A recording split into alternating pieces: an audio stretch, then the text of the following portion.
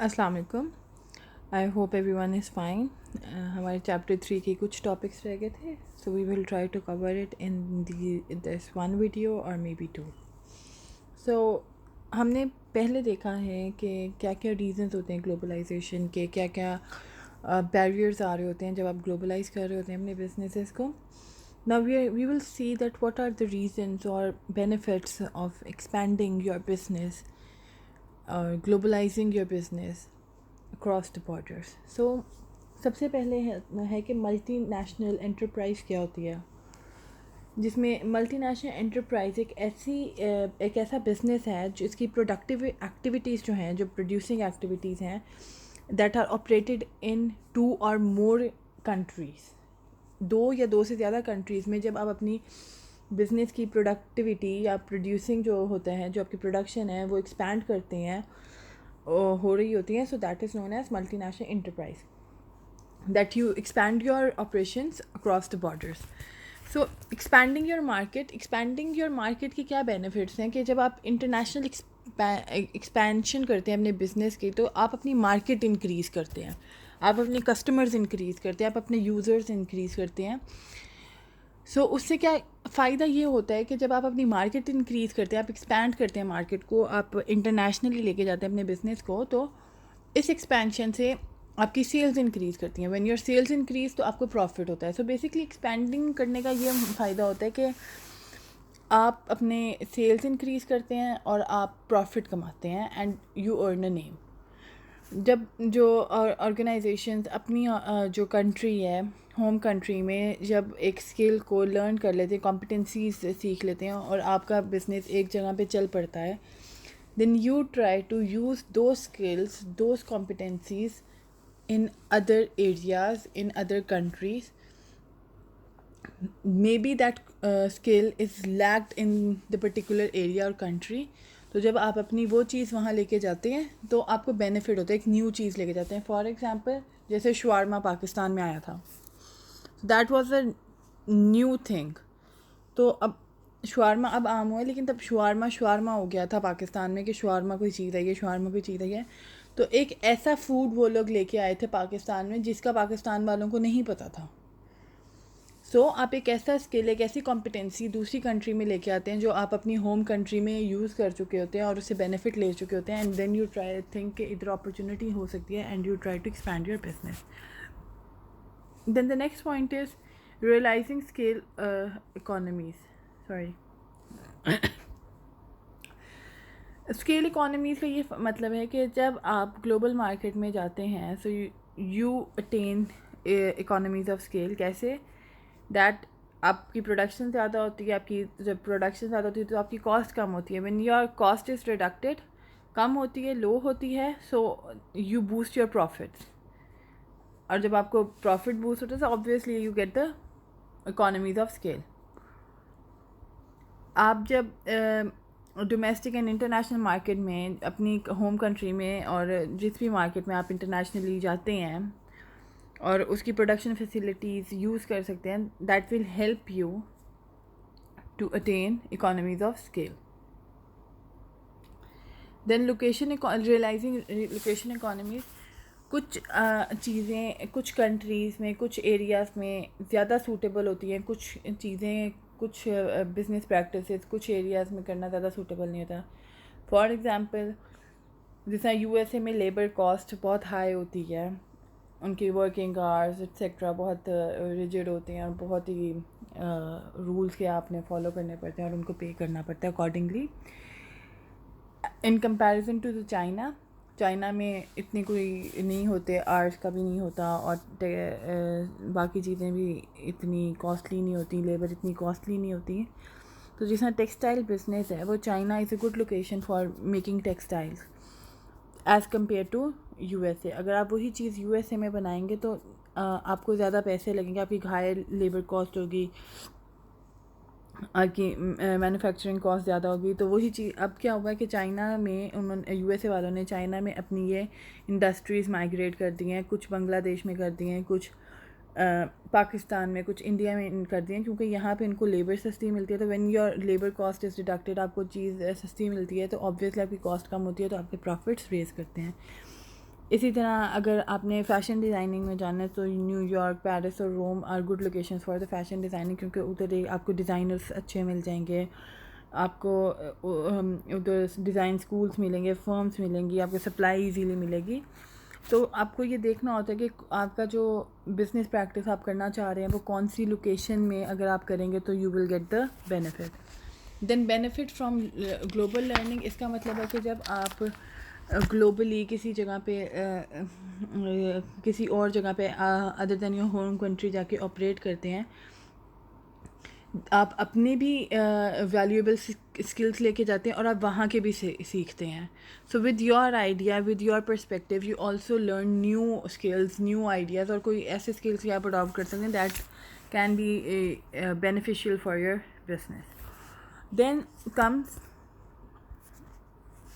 अब यहाँ पे लोकेशन इकोनॉमीज़ की एक एग्जांपल दी हुई है कोई इंडिया से related, we will ignore it for right now. फिर यहाँ पे एक बात की हुई है कि that what decisions we have to take when we have to go global, whether to treat the world as a single market or customize the firm's product to reflect differences across nations। आपको ये समझना होता है कि आपने global standardisation strategy अपनानी है या लोकल कस्टमाइजेशन स्ट्रैटेजी अपनानी है। That you have to single के जो दुनिया आप जिधर जा रहे हैं ऑपरेट करने के लिए, आपने अपना एक ही स्ट्रैटेजी रखनी है या आपको कस्टमाइज़ करनी है according to the place you are going। The best mode for entering a foreign market, when where to locate different business activities, how best to manage subsidiaries। Oh, okay, these are some management challenges they are talking about कि management को क्या क्या challenges face करने पड़ते हैं when they have to go globalization। First of all, to the left side, global standardization and local customization। Global standardisation क्या होती है? ये होती है that you treat the world as a single market, आप उसे सिंगल मार्केट की तरह, सिंगल एंटिटी की तरह करते हैं, and you sell your same basic product around the globe. You don't change your product, you keep it the same and you sell it accordingly. For example आप कह सकते हैं ऊबर हो गई, वो सेम चीज़ चलती है, नाइकी हो गया, नेक्स्ट हो गया, कोका कोला हो गया, स्निकर्स हो गई, मार्स हो गई, we have so many of examples, Bounty chocolate हो गई।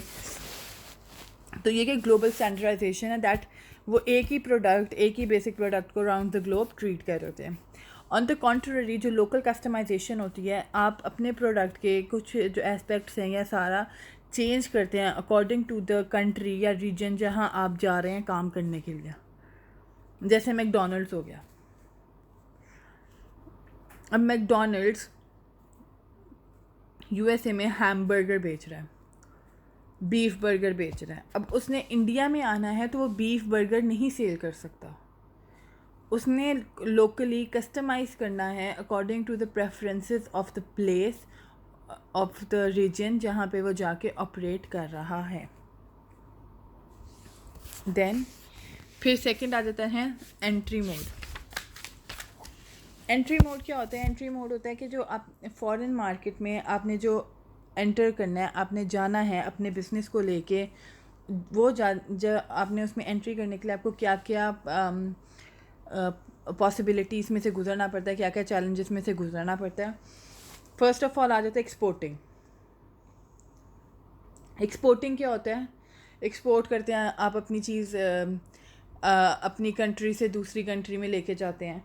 That involves producing a good at your home country and then shipping it to another country. आप अपनी कंट्री में चीज़ को बनाते हैं और फिर दूसरी कंट्री में जाके सेल कर देते हैं।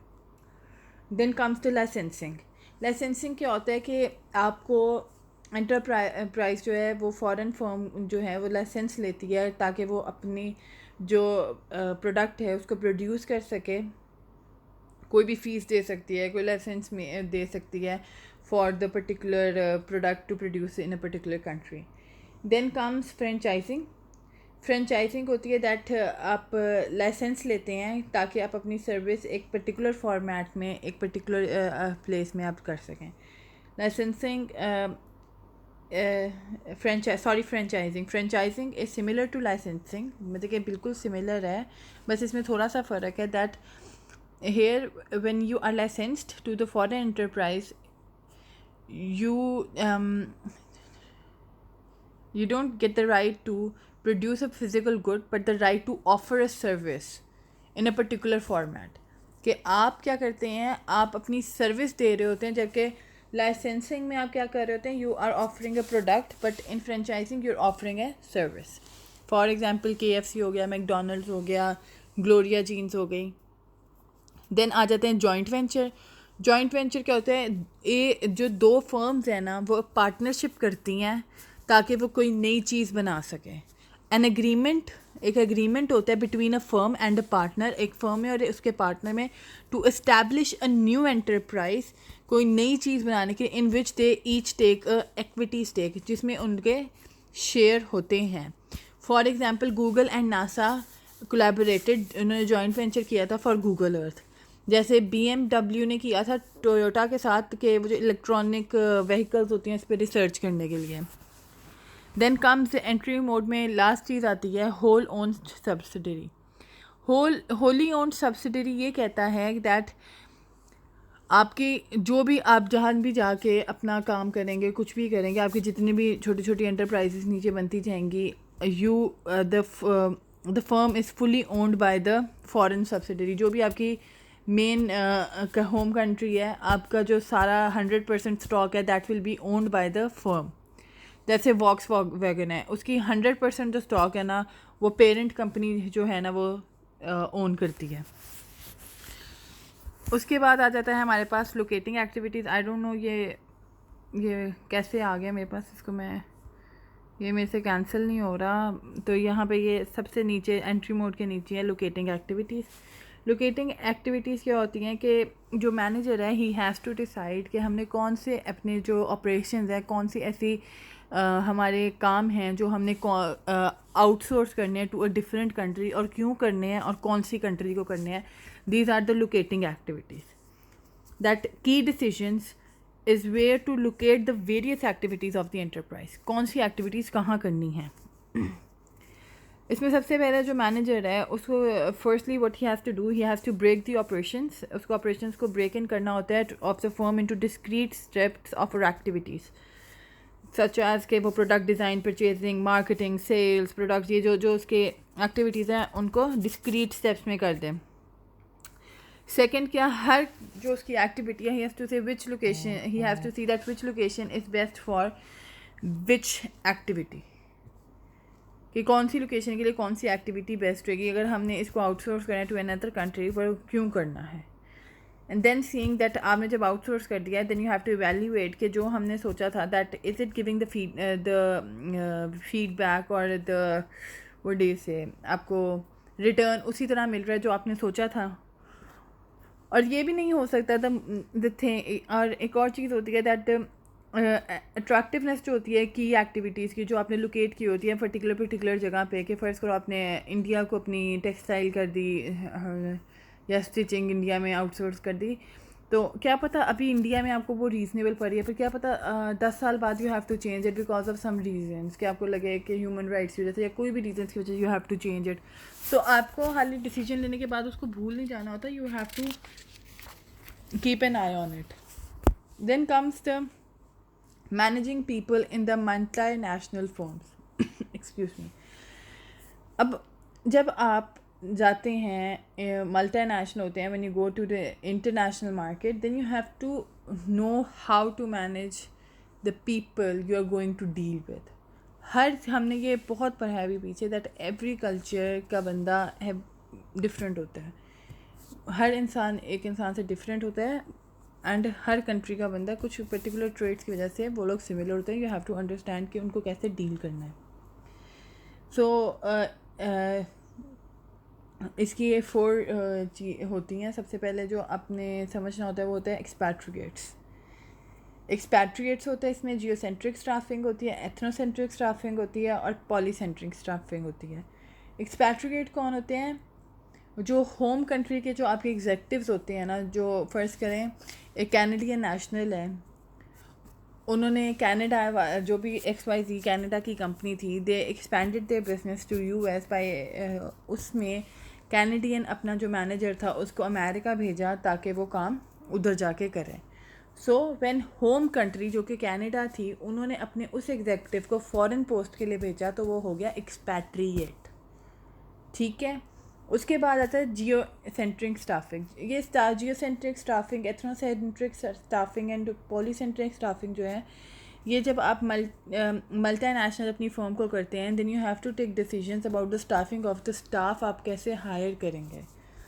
कुछ ऑर्गेनाइजेशन जियो सेंट्रिक स्टाफिंग पॉलिसी को फॉलो करती हैं, जो कहता है कि जहाँ से आपको बेस्ट पीपल मिले फॉर द पर्टिकुलर जॉब, आप उनको हायर करते हैं रिगार्डलेस ऑफ वो क्या नेशनैलिटी रखते हैं। A staffing policy that seeks the best people for key jobs throughout the organization, not throughout the particular country but throughout the organization regardless of nationality. अगर आपकी जो फर्म है वो यूएस में है, कनाडा में है और यूरोप में है, जब आपने अपना बिजनेस फॉर एग्ज़ाम्पल रशिया में एक्सपैंड करना है, सो यू विल सी के इन तीनों पर्टिकुलर एरियाज़ में जो बेस्ट आपको मैनेजमेंट पीपल मिलेंगे, आप उनको हायर करके रशिया भेज देंगे। That is called geocentric staffing. Ethnocentric staffing है, होम कंट्री नेशनल को आप जो एग्जेक्टिव पोस्ट हैं, जो हायर पोस्ट हैं, आप उसमें सिर्फ होम कंट्री एग्जेक्टिव्स को रखते हैं। फॉर एग्ज़ाम्पल नेस्ले स्विट्ज़रलैंड की कंपनी है, वो जब पाकिस्तान में आके ऑपरेट करते हैं, जो उनकी हायर सीट्स हैं, जो हायर अथॉरिटीज़ हैं, वो उन्होंने स्विट्ज़रलैंड से ही भेजी हैं, वो यहाँ आके काम कर रहे हैं। A staffing policy in which all key management positions are staffed by home country nationals. फिर आ जाता है पॉलीसेंट्रिक स्टाफिंग। पॉलीसेंट्रिक स्टाफिंग ये कहती है कि आप जिस कंट्री में जाके काम कर रहे हैं, आप उधर से ही लोग हायर करते हैं। जिस तरह आप पाकिस्तान में आए और आप पाकिस्तान में प्रैक्टिस करना चाह रहे हैं योर बिजनेस, तो आप पाकिस्तान से आपने हर बंदे को हायर किया। A staffing policy in which key management positions in a subsidiary are staffed by a host country nationals. यहाँ इनकी थोड़ी definitions दी हुई हैं। Global standardization strategy, treating the world market as a single entity selling the same basic product around the world. Same वही बात जो मैं बता चुकी हूँ कि आप सेम प्रोडक्ट अपना सेल आउट कर रहे थे। Local customisation strategy, varying some aspects of product offerings और marketing messages to take country और regional differences into account. You have to customize your product, your strategy according to the country you are going to operate in. You customize it according to the country. अच्छा, यहाँ पे एक question है that when McDonald's sells wine on its menu in France and soy burgers or lamb burgers in India, it is adopting which of these strategies? Licensing, franchising, global standardization, local customization. You have to tell this answer. Last time भी मैंने question पूछा था, I did not get the answer. Then entry mode में ये 5 चीज़ें आती हैं: exporting, franchising, joint venture, licensing, wholly owned subsidiary. ये हम कर चुके हैं। फिर locating activities, managers have to break the operations of the firm into discrete steps और activities. Each activity has to be located in the best place given a consideration of factors such as country differences in labor costs and infrastructures, transportation costs, tariff barriers, currency exchange rates, and strategic orientation. Then comes the managing people around the globe. Ethnocentric staffing आ जाती है कि आप home country management रखते हैं। Polycentric staffing, जहाँ आप काम कर रहे होते हैं, आप उनके लोगों को हायर करते हैं, host country management. Geocentric staffing आ जाती है जहाँ कि आपको अपनी जिस कंट्री में आप ऑपरेट करें, आपको जहाँ से जो बेस्ट बंदा मिलता है आप उनको हायर कर लेते हैं। नाउ अब यहाँ पे एक और क्वेश्चन आता है that you are managers from different domestic companies, you wish to go international, आप इंटरनेशनल जाना चाहते हैं।